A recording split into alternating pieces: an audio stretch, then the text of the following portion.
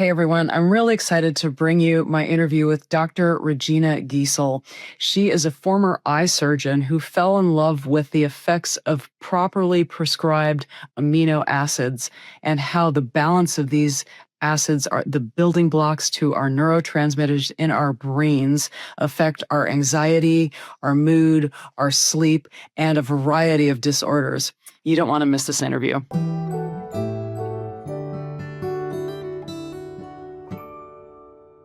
Welcome to this episode of Next Level Healing. I'm your host, Dr. Tara Perry. My guest today is Regina Gysel. She is an amino acid therapy coach. Most of us are aware that amino acids are the bricks of protein that, let me just take that again. I'm sorry. That's not a problem. And by the way, I can send you my intro if it's needed, and but I'm sure Noah can handle it too. Okay. Hello, everybody, and welcome to this episode of Next Level Healing. I'm your host, Dr. Tara Perry, and today my guest is Regina Gysel. She is an amino acid therapy coach. Most of us are aware that amino acids are the bricks that proteins are made of, but most of us are not aware that neurotransmitters that are signaling the molecules in our brains are built from amino acids. The balance of neurotransmitters determines not only our food cravings, but also our mood and sleep behavior. Through changing tiny habits, Regina ensures that her clients achieve big and scary goals with tiny, painless steps. Welcome to Next Level Healing, Regina. Lovely to be here, Dr. Tara. And I am delighted that we kind of like work in synergy. You work with the same things that I do work with. Well, thank you. I'm really excited about how just giving our bodies the proper nutrition and also the proper mental stimulation and support can catapult us into much better health. So what is the background to your story? What is your training in? And when did you suddenly realize, wow, there's this whole treasure trove of tools that people aren't aware of and aren't using? So thank you for asking. To begin with, I grew up in a very holistic environment back in Lithuania, and we would not go to a doctor unless we really were falling apart. So we just use natural means. And food was back then also supernatural. You would cook everything from scratch, just probably like in your family. And when I went to medical school, I learned that not only alcohol, but actually all pharmaceutical drugs, they get detox in our liver, right? And that those news did not sit well with me. So I just could not fathom myself being a primary care physician who is, giving prescriptions out. So I became a surgeon, eye surgeon. You're an eye surgeon? I did not even know that. Well, now you do. and I enjoyed my profession, my specialty, but then at some point I moved to the United States and I could not kind of afford initially to go through medical school again. And then at the point when I could, I'm like, oh, I'm going to be a grandma by the time I finish medical school for the second time. So I worked a little bit of corporate, but my personal struggles led me to amino acid therapy, or neuronutrient therapy, as it's called scientifically. So what happened to me, I was just like one of these women who wanted to lose the last 10 kilos. That would be 20, 25 pounds in US measures. And since doctors do not really study nutrition in medical school, I just kind of fell for, a gimmicky lady who promised quick results. Of course, I did lose those 10 kilos, but I actually can tell you that the diet was, obviously, you probably know that, very low calorie, and the low calorie was also very low protein. So after that, 2 months of that starvation diet, I not only lost my kilos, but I actually felt like I lost my mind. I developed a very strong attraction to crisp breads from Trader Joe's. And I couldn't just understand it because it never happened before. And I was just stuffing myself until I was uncomfortable. And I was just like thinking, oh, my body's needing something. I couldn't understand what it was. And then, the weight started creeping back up. And back then in 2017, I lived in Silicon Valley. So the ketogenic diet was, everywhere. So I'm like, let me try that. And I started ketogenic diet. And guess what? The food in ketogenic diet are really calorie rich. So my weight just started, going up and up. I started to fast and it worked in the past. And this time fasting gave me anxiety. So it was just like something weird going on. And then, by coincidence or not by coincidence, in the bookstore, I stumbled upon the book of Julia Ross, which is called The Craving Cure. And I bought the book. It's sat on my table for probably half a year because I was working full-time job. And then I'm like, forget it. Let me call the clinic. I did.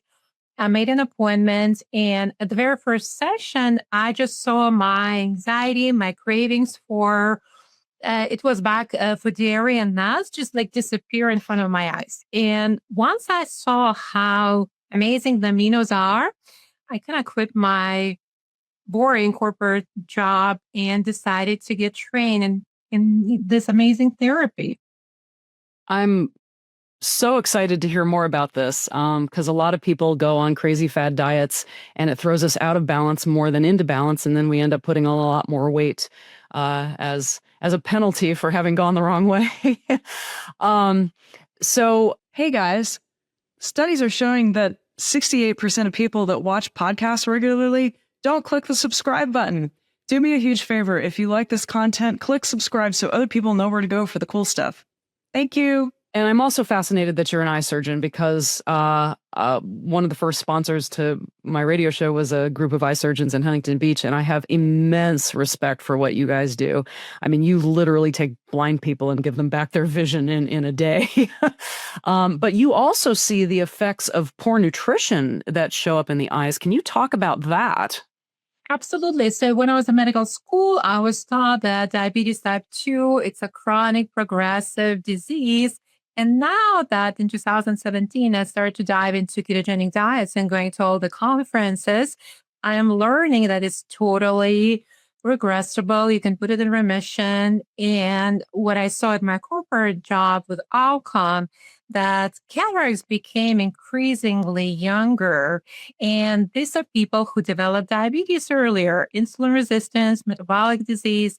It's so common nowadays. So now looking at my, newfound knowledge, I can say you can totally postpone and maybe completely even would stop to developing a cataract or developing definitely diabetic neuropathy. So I hear all this amazing news when people even put stop to Alzheimer's or even reverse the cognitive decline. It's truly, truly amazing. Again, I'm blown away. You talked about how you grew up in a natural environment and how important the food was. My mother's 92, and my eye doctor was shocked when I told her that my mother's never had cataract surgery. And I'm so enamored with nutrition and what it can do. Tell us about some of your amazing case studies. What were people struggling with when they came to you, and you were able to do these little tweaks that allowed them to conquer the big monsters and accomplish some big goals in their lives? Well, if we talk about heavy duty stuff, so those would be amino acids as alternatives to antidepressants or tranquilizers. So I work with a few people who would like to get off those drugs, and you can do it successfully by working and you're going to a psychiatrist who, prescribes a tapering off scheme, and we introduce amino acids alongside. So because we, of course, want to avoid side effects, but this can totally be done. My probably most passionate cases would be young people, because if it's a teenager who loses his migraine type headaches or lack of energy or becomes friendlier, kind of like those negative moods go away, it's kind of like the whole different life unfolds in front of this person. Or recently, I had a 12-year-old girl who suffered from repetitive stereotypical movements since her first year of life. And her mom was a physician. So, they tried all the tests, couldn't find anything. And she was super deficient on key neurotransmitters such as serotonin, and more importantly, GABA, which is our own tranquilizer. And serotonin would be our own antidepressant. What kind of tests do you run with people? And are they reliable? Because I know some tests, they give you a number, but it's not necessarily accurate. So what are your favorite tests, and what what goodies do they reveal about what's going on inside of our bodies? So you would be surprised and maybe not surprised. We work old-fashioned way. So the author of methodology, Julia Ross, she actually compiled a list of symptoms that go with each neurotransmitter deficiency. So for example, low serotonin has 13 symptoms starting from depression, negativity, and anxiety. And then it continues into insomnia because we know that melatonin in the evening time serotonin turns into melatonin. So if you low on serotonin, chances are you're going to be low on melatonin and you will not be sleeping well. And of course, you can have amino acids tested in your blood or in your plasma. But sometimes, some people say, again, Julia Ross taught us that it's not super reliable, and especially in urine. The most precise method would be to look at cerebrospinal fluid. But of course, that one was done back in the day in a research setting. So from the studies, we know that this is really true. The symptoms do correlate with the levels of amino acids and neurotransmitters in the cerebrospinal fluid. So the method is scientific, and it's bulletproof. Well, that's wonderful to be able to go off of symptoms rather than have to go get a lumbar puncture and find out what's going on in the cerebrospinal fluid. This is actually pretty handy because when I work with clients, we do get a baseline levels of their symptoms and therefore their neurotransmitters. And then as we meet and progress, we are able to track their progress on a weekly basis. That would not be possible even, doing blood tests. It would be too expensive. How much of the success do you feel is from adding the correct neurotransmitters versus removing junk that might be interfering with the neurotransmitters in the first place? It kind of goes hand in hand because you probably heard of ketogenic diet and you probably heard of carnivore diet, right? So when I started going to ketogenic diet conferences, I would hear the same story. People would complain that ketogenic diets are not sustainable long term. And one group of people would say, oh, we figured out what it was. It was sugar addiction. And those people would be carnivore people because if you look at carnivore diet, it's a diet full of amino acids and of protein. So most of these people are able to put in remission even their mental, diagnosis, right? This is what I hear. This is what I read. So you can work with me with amino acids, and I view it as sort of like an emergency aid. We will replenish those deficiencies in a matter of few weeks or maybe couple of months. But in parallel, we always look at replenishing your protein or amino acid supply naturally. So that would be higher protein diet. Plus, as you also know, as we grow older, our digestive juices also slow down, and the stomach acid we get less of it. So there's also supplementation. I'm sure you use it too in your practice to ramp up digestion. And how much of what you recommend to people is food, getting the amino acids from food, and how much is it from supplements? And we all know that supplements aren't all created equal. So what are your favorite supplements? So I do not work with particular brands. I can just recommend depending on the person's, let's say, preference for even high end or middle price supplements, right? Amino acids are supplements. So they're called free amino acids, for example, tryptophan or phenylalanine, alphenylalanine, tyrosine. So a lot of people are really deficient on amino acids because what I see from my practice, I would say 99% of the population probably deficient in protein and therefore in amino acids. So if you do have cravings for junk foods, if you have anxiety, if you don't sleep well, if you have low moods, if you have seasonal affective disorder, if you have a PMS because your serotonin also drops before your period, right? So all of the symptoms are just showing that your brain biochemistry is out of balance, and it can be easily replenished and then maintained with a good protein diet.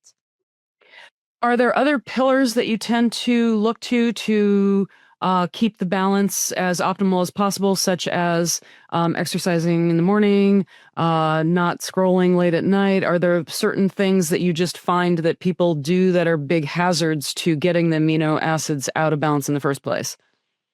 Well, this would be like common sense, but even I myself, when I go through stressful times in my life, I have my amino acid stack, and I would just take them out, and I would use them. So whenever a person goes through, again, stressful, dramatic period in their life, they're what we call like burning through their neurotransmitters. They really need more of them.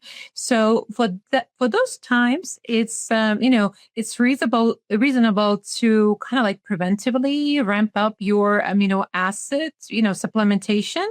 But everything that you were telling me, of course, this is kind of like a common sense, right? If you were going to be a couch potato, I don't think you're going to be a super healthy person. But where amino acids really shine, let me get back to ketogenic diets. So, ketogenic diets still, even like with the best support, if you look at Earth Health data, and those are people who start using ketogenic diet, large scale in the United States, at 2-year mark, only 75% of people follow still ketogenic diet, despite all the support they get with the coaches, doctors, and everything else. And these were people who were sick with diabetes, right? So they were on drugs. So really, they reversed their like serious debilitating disease.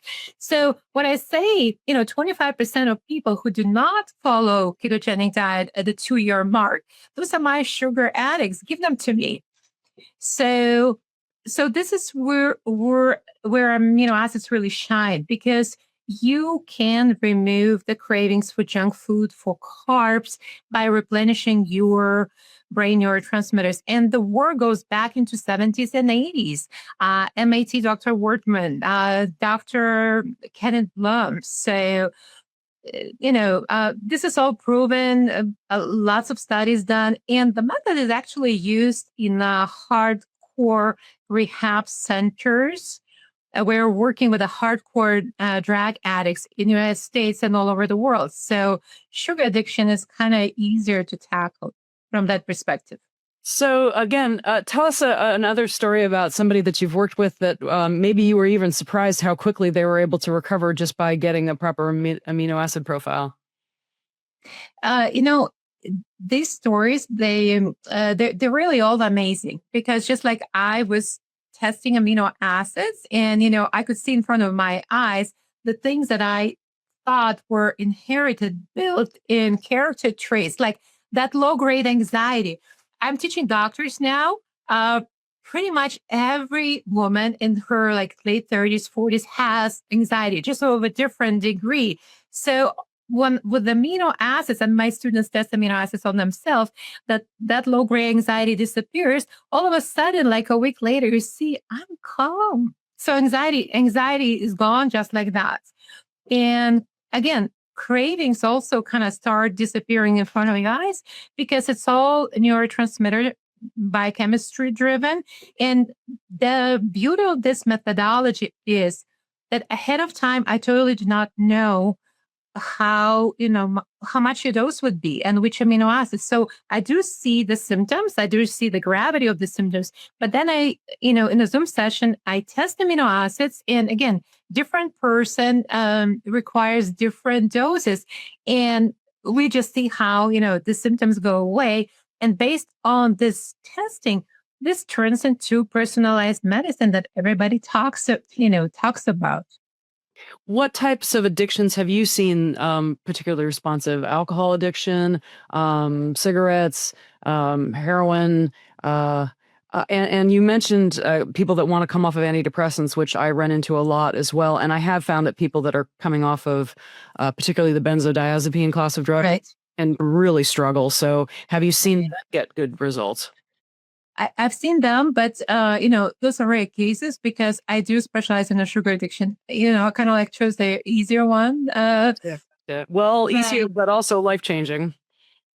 It is life changing. It is life changing because, for example, I just wanted to maybe share, you wanted to hear another story. I think it's very common in these people too. So, a lot of people suffer from, let's say, autoimmune disorders. So, let's say I had a patient who was type 2 diabetic on insulin, had her, sugar addiction for many, many years. And then with the therapy, she started reducing her dose. But what also was amazing, she had a rheumatoid arthritis for which she was taking from time to time really strong painkillers, such as like oxycodone type, right? And she was able to completely get off, and even non-steroidal anti-inflammatory drugs she's not using anymore. Why does it happen? Because when you have a chronic pain, you you also kind of like drain your neurotransmitters. So your endorphin's going to be low, your serotonin going to be low, your GABA going to be low. So many times we can modulate the pain perception with the help of amino acids. And this is also kind of like amazing thing. Wow. So by controlling the cravings, taking in less sugar, you're reducing inflammation in your body, improving your joint health, improving your brain health. That's really exciting. Tell us about a case where somebody improved their memory, because if you're helping them get off of sugar, I imagine that's going to be another byproduct of the outcomes you're getting. I will tell you maybe about a lady who came to me with a request that she wants to smell the roses again because she would have anxiety, she would have a low kind of like great depression, and she wanted to be happy for her grandchildren. So that would be very different from her, days when she was raising her own children. So what she started doing is when her anxiety was gone, when her mood improved, when her sleep improved, she just had, I think, a burst of energy or creative energy. So she started painting, she started writing. Now she's actually recording music. It's still kind of like, not professional level. She gets so much joy out of it. And she's retired. She's in her 60s. So it's never too late to be in good moods, good spirits, and sleep well. Because I really hate when doctors say, you're too old to sleep well. This is just not true. I love that. Really love that. Um, so if you could go back, I love to ask my guests this. If you could go back and talk to 10-year-old Regina, what would you say to her?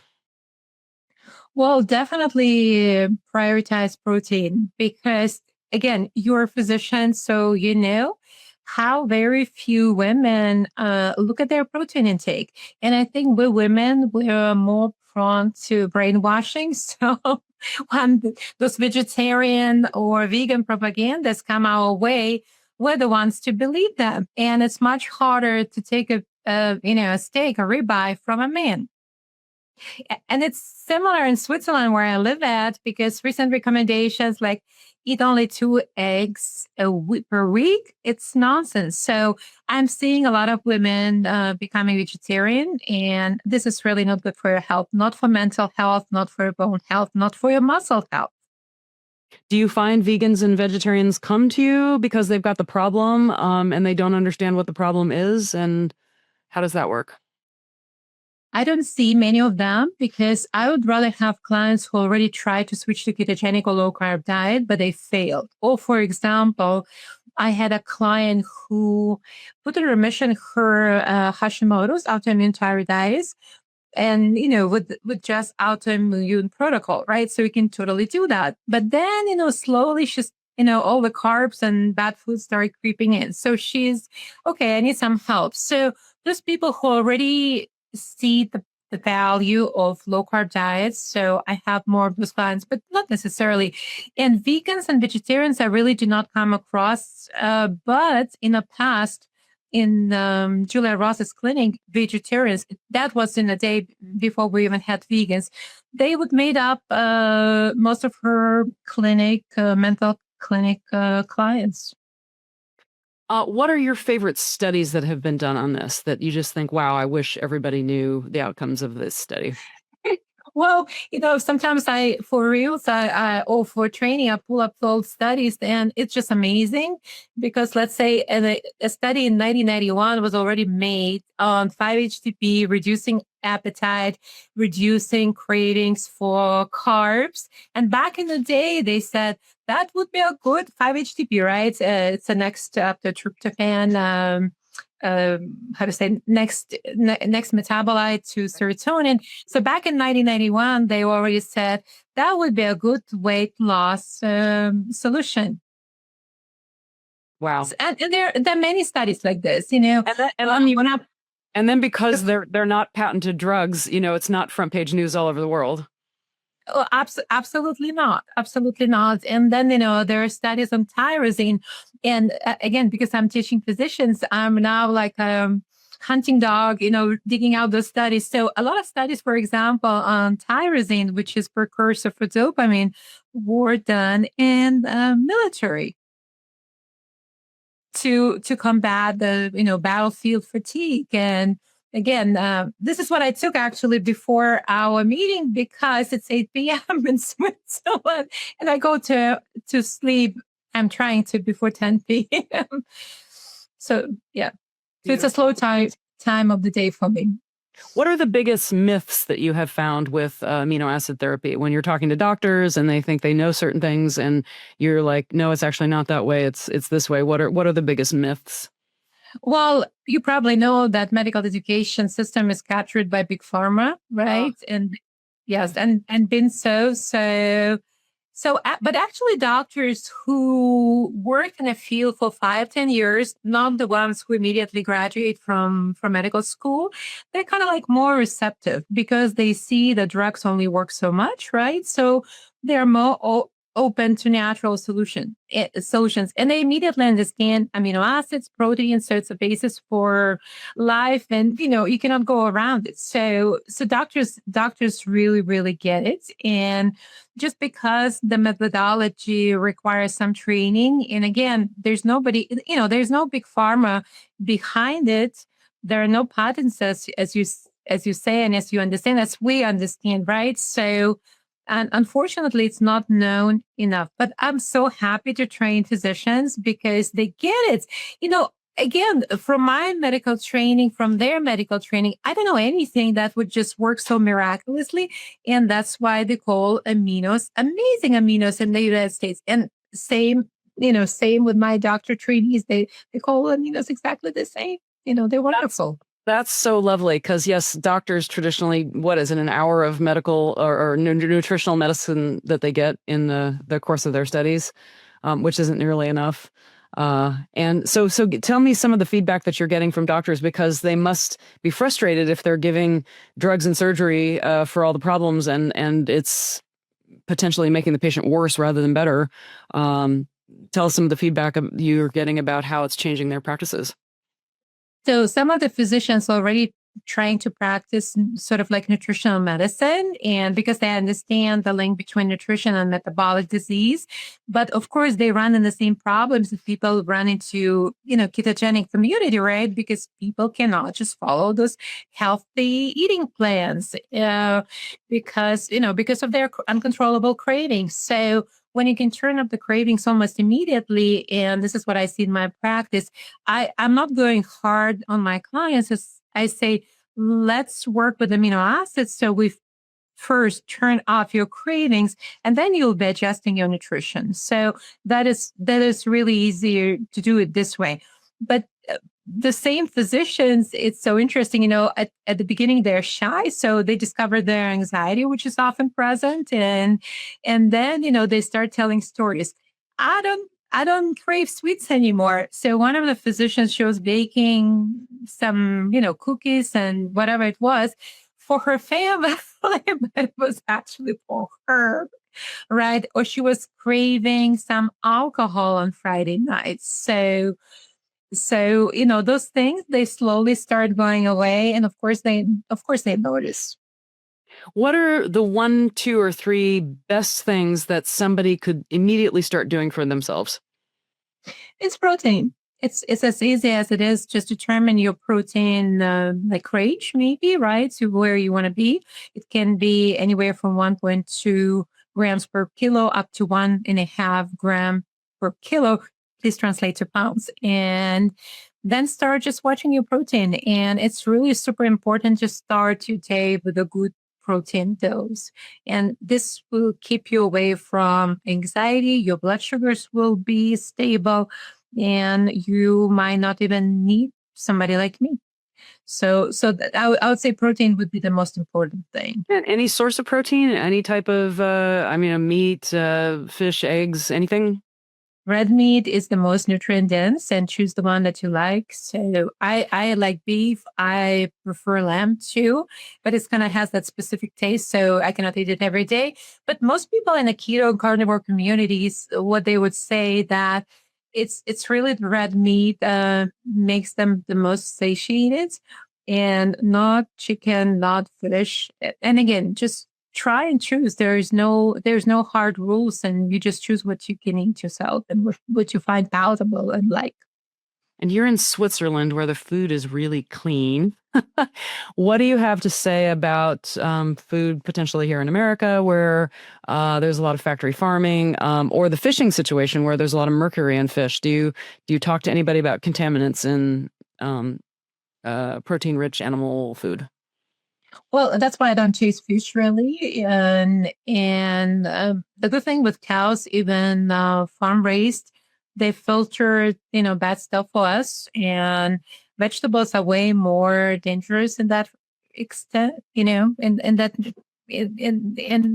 from that perspective, yeah, because they have all those pesticides, glyphosate in them, and they're not filtered for you. So that's why carnivore diet makes sense from that standpoint. And probably, as you heard, a lot of people had amazing results with carnivore diet, putting in remission their like serious autoimmune conditions. So I consider myself a carnivore diet to be the ultimate anti-inflammatory, anti-autoimmune disease diet, and it's elimination diet too. So there are stories such as Michaela Peterson, who had juvenile arthritis, and at some point even 2 joints were replaced, right? Because it's a very aggressive type of arthritis. And then she just covered carnivore, but she also had her journey, but she arrived to beef and water. So some people need strict restriction, to that extent.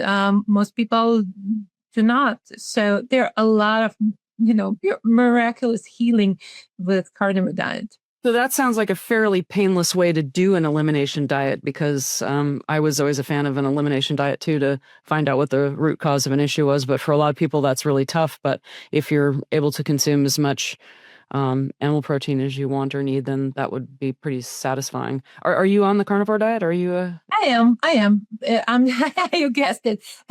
The moment I learned about it and I saw the benefits, I'm like, well, that makes sense. Because, and here's the drawback of ketogenic diet for older. Let's talk about women. So I'm 56. So to, let's say, 40s and 50s, will already arrive with the deficit of protein, right? So when we remove the carbs, becomes really a disaster, because carbs work as a band-aid solution. They cover up those deficiencies of neurotransmitters. That's why people fall off the wagon. So either ketogenic diet or fasting, just like you did in my case, it's a reality check where your neurotransmitters are. Because carbs, just, alcohol is also a carb. They can excite our neurotransmitters for a little bit. And that's why we feel better after that cookie or drink. So I've heard, and maybe I'm mistaken, but are alcohols like vodka and things of that nature, those are keto acceptable? Is that true? Yeah, they're keto friendly. But I'm just speaking of alcohol in general terms. Okay, interesting. So if you had a megaphone and the whole world was listening, what would you say to them for 2 minutes? Eat protein, eat protein, eat protein. That's great. Don't give away, don't give away your steak. Yeah. And how many medical conferences do you have coming up in the next year? Well, we have traditional ketogenic conference in Switzerland, and I'm just like staying within Switzerland now, and of course ketogenic diets conferences are happening now around year around in the United States. And is it sustainable to be on a ketogenic diet long term? Well, again, I'm not so sure about ketogenic diet because traditionally, as you know, it was developed to control epilepsy. So the focus was towards limited protein and higher fat to produce higher ketones. And just like I said, for let's say women of our age, it probably it's not a winning strategy. But of course, you can be on a ketogenic diet if it's working for you. There are people who've been carnivore for a long period of time, and you can just imagine people in the places where fruits and vegetables do not grow abundantly. They've been like that all their lives. So, what is a good general strategy? I know you could tailor it to your individual clients, but generally, how long being on keto and then maybe coming off of it for a period of time and then going back on? Is that kind of how you operate? I generally advise low carb diet. I believe that everybody should be on a low carb diet and higher protein. So I do not really I'm not really a ketogenic diet specialist who would advise certain ratios. There are people who do that. I'm just giving a general kind of like direction. But sometimes, people choose to become carnivores just like me. Again, I'm not twisting anybody's arm, but carnivore diet is really easy to follow because you cannot overeat meat. You just, you stop.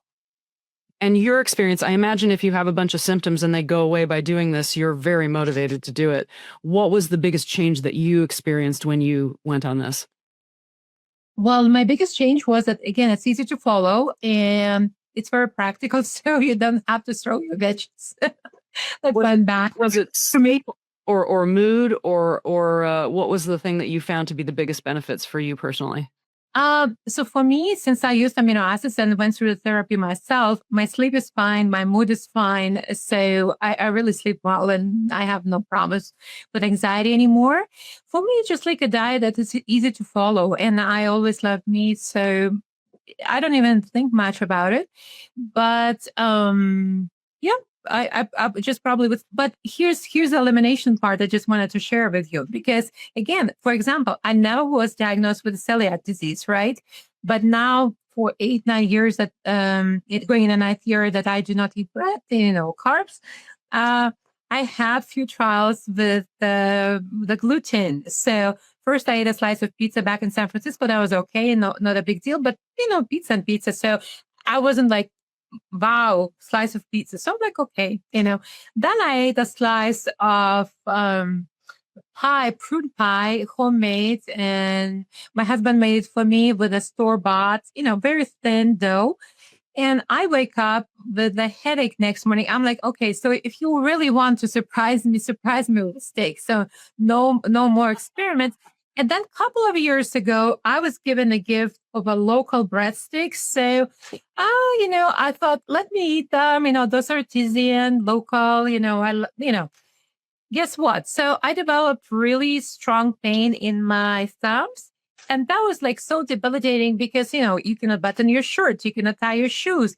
And probably I struggled for half a year. My naturopathic doctor even gave me a homeopathic Traumel injection. That did not work. Acupuncture did not work. So I just eliminated with fasting. So I'm like, okay, so no more experiments with gluten. And you mentioned, and I didn't know this, that the ketogenic diet was originally used to combat seizures. Epilepsy. That's amazing. Yeah, so it's 100 years old. Yeah. So, just off the top of your head, you mentioned celiac disease. What are some other problems have you seen people shed fairly easily with this methodology? Well, anything from anxiety, poor sleep, again, cravings for different things, to actually let's move a little bit to highly sensitive people because those might be people with low endorphins. So let's say if you're super sensitive to physical or mental pain, if you tear up easily, if you're seeking While various drugs, and here would be something with gluten, because, we have glutamorphin, so it's a morphin-like substance. Or you cannot live without dairy, because dairy has also morphin-like substance, caseomorphin. Some people go crazy with exercise, overdoing it. It also boosts endorphins. Teenagers cut themselves. This also boosts endorphins. Some people go crazy over sex. So those are all behaviors that people can do, for example, when they low on endorphins. Let's take dopamine. People can, have symptoms anywhere from like apathetic depression, lack of motivation, but also lack of focus and concentration. So this is also so common, because when I have clients to fill out the questionnaires, they often skip, and again, I'm already used to that. But this is also something that it's not a great quality of life, really. And also the same amino acid tyrosine that builds dopamine is also needed to build your thyroid hormones. So low thyroid is also so common, and they often go, hand in hand. So again, these people can be helped, and they can have, variety of symptoms. So just to name a few. Wonderful. Well, Regina, this has been so educational. Dr. Regina, where do people find you? I know you're on Instagram. What other platforms are you on? And are you coming out with a book? Well, I'm in the process of signing a contract. So until I sign it, I'm not talking much about it. And yes, I'm on Instagram, on Facebook, a little bit on TikTok, and of course on my website. So if you Google me, you'll find me. Fantastic. And what's the name of your website? What's the name of your Instagram? StopSugarCravings.ch. That's the name of the website. And my Instagram is just Dr. Regina Gysel. Beautiful. And that's spelled Regina, Regina, Gysel, Gysel. Anything else you'd like to say? We appreciate you being here today. Well, I'm super thankful for this opportunity, and I'm just hopeful that a lot of people who might be considering themselves broken, in reality just have broken brain biochemistry, and if they're considering antidepressants or tranquilizers, I would urge them look towards amino acids, and their recovery could be much quicker and safer. Well, thank you, Dr. Regina. Oh my God, so great to have you here today. Folks, if you know somebody that would benefit from hearing this, please share it. Please leave us a message, and we'll see you on the next episode of Next Level Healing.